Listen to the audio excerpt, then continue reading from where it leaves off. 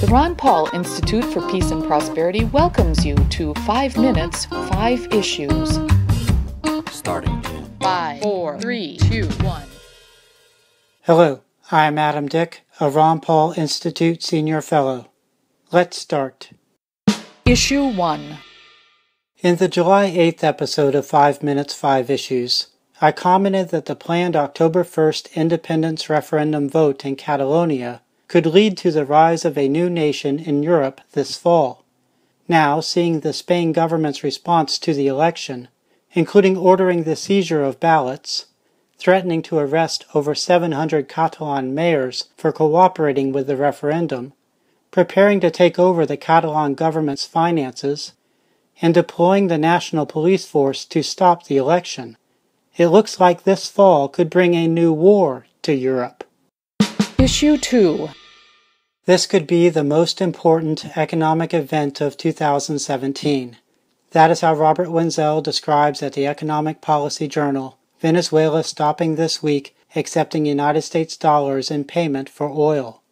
The Central Intelligence Agency's World Factbook ranks Venezuela number 9 among oil exporters worldwide. And the CIA does not just track Venezuela's oil sales. The CIA's interest runs deeper.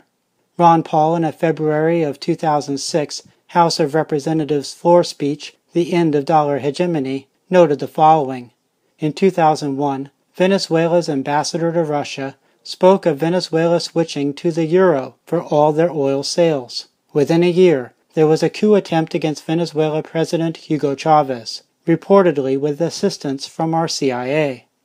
In his speech, Paul also examines how after the 1971 abandonment of the last link between the U.S. dollar and gold, the dollar has been in essence backed by oil being priced in dollars internationally.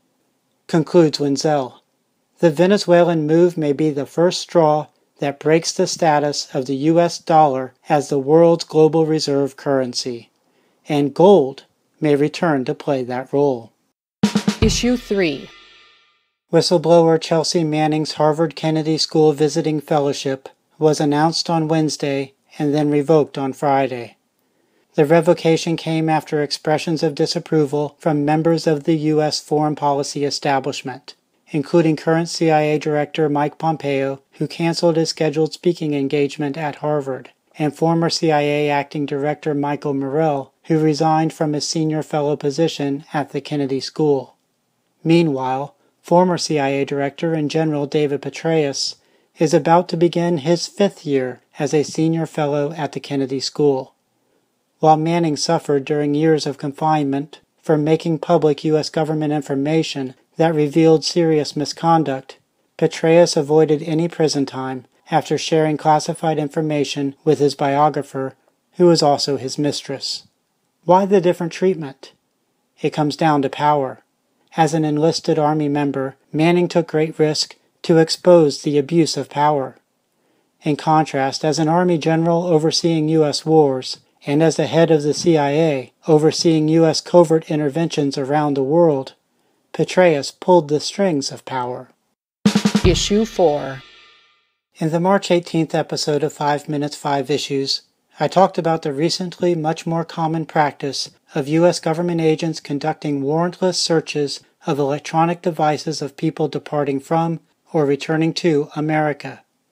This week, the American Civil Liberties Union and the Electronic Frontier Foundation filed a lawsuit in U.S. District Court challenging the practice on behalf of 10 U.S. citizens and 1 U.S. green card holder who have been subjected to such searches.